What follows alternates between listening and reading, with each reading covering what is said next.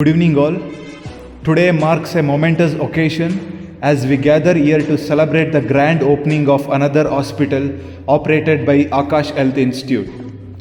I stand before you as a representative of the dedicated team that has poured their hearts and souls into make this dream a reality. In all my institutions all over India, we aim to provide the highest standard of care for every patient who walks through our doors. We explore innovative ways to reduce treatment charges without compromising on quality. By focusing on early detection and efficient use of resource, we can minimize the need for costly intervention. Remember, our mission is to heal and support our patients in their time of need. Let us join forces to find creative solutions that ensure compassionate and affordable healthcare for all.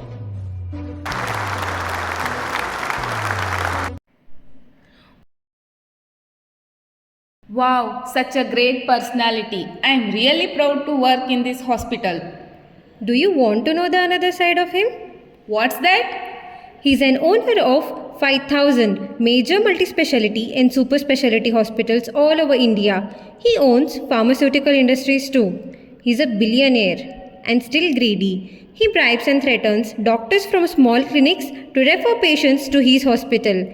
With intense competition, he destroys business of other hospitals and make other hospitals shut down.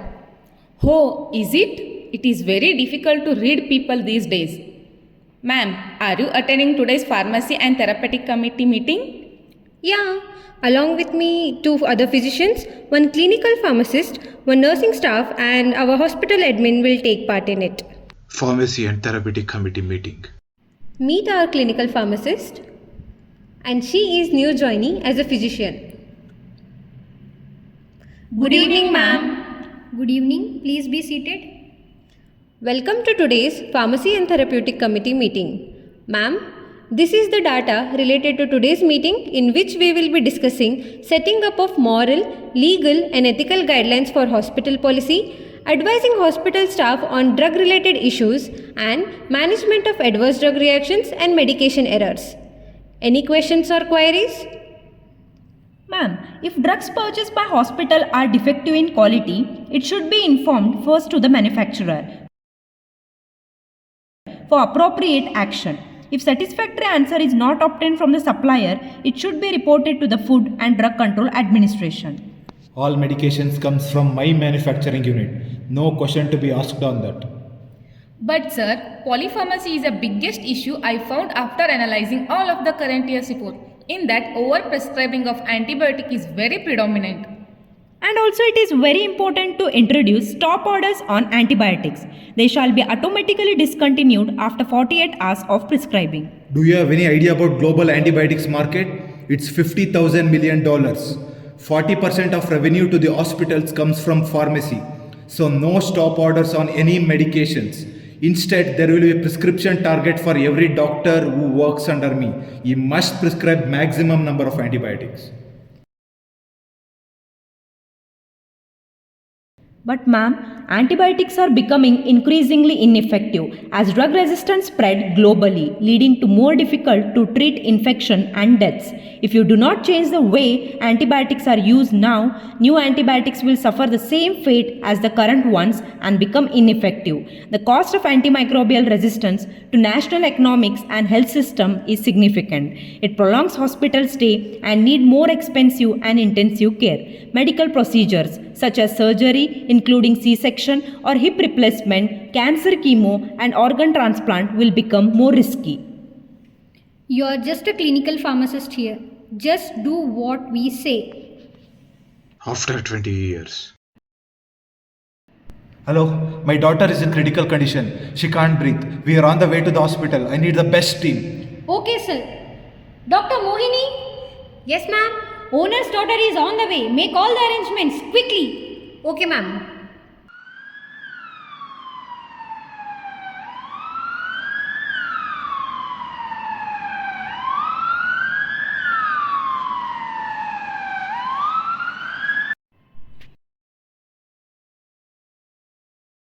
Ma'am, her condition is deteriorating. She is not responding to any of the treatment. Vitals are extremely low. Invasive procedures are very risky. We are running out of all the options and there is nothing we can do.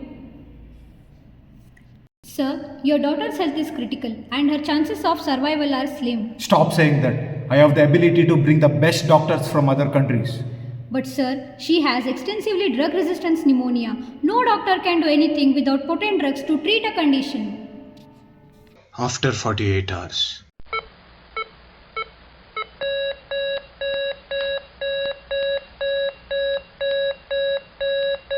Time of death 6 p.m.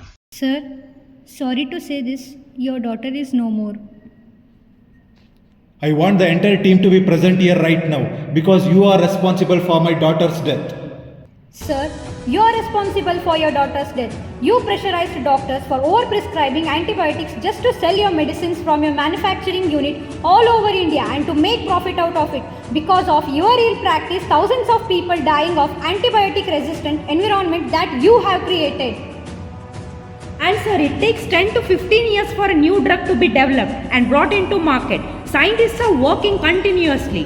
Drug development process is not a simple process, sir. There are high failure rates. Market approval takes many years, often decades. It includes preclinical, clinical, regulatory approval. Cost of the drug development can reach hundreds of millions, even billions of dollars. There is a stringent regulation, ethical consideration, limited patient recruitment, unpredictable outcomes, complex disease, resistance, adverse effects, market dynamics. Despite these difficulties, scientists are able to discover innovative and life-changing medications in order to make world better, not for you people to make profits. Inquiry committee meeting. Good afternoon, doctors. Good afternoon. We are here to discuss concern raised about irrational prescribing practices.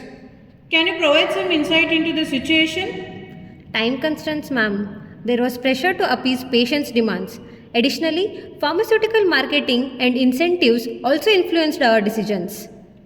7 lakh people die due to antimicrobial resistance every year. If antimicrobial resistance is not addressed, 10 million people are expected to die annually because of drug resistance by 2050. In last 25 years virtually, no new antibiotics have been developed. What measure have you taken to mitigate irrational prescribing? Ma'am, we have implemented regular educational sessions encouraging evidence-based medicines and promoting guideline adherences. Additionally, we have established peer review to evaluate our prescribing practices. That sounds promising. How do you plan to monitor and evaluate the effectiveness of these measures? Ma'am, we are maintaining records of prescribing patterns and patient outcomes to track changes over time. That sounds like a comprehensive approach. We encourage you to stay committed to these efforts to enhance patient safety.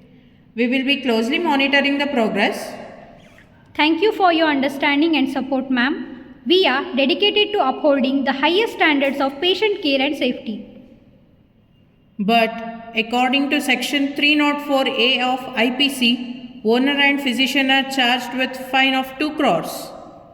Antimicrobial resistance poses a significant challenge for India's healthcare system and public health. The overuse and misuse of antibiotics, lack of awareness among the general population, inadequate regulations, and poor sanitation practices have contributed to the rise of resistant pathogens. Addressing this issue requires a multi-pronged approach involving collaboration between healthcare professionals, policymakers, pharmaceutical companies, and the public. By promoting responsible antibiotic use, improving surveillance, fostering research and innovation, and implementing stringent regulations, India can work towards mitigating the impact of antimicrobial resistance and safeguarding the effectiveness of antibiotics for future generations.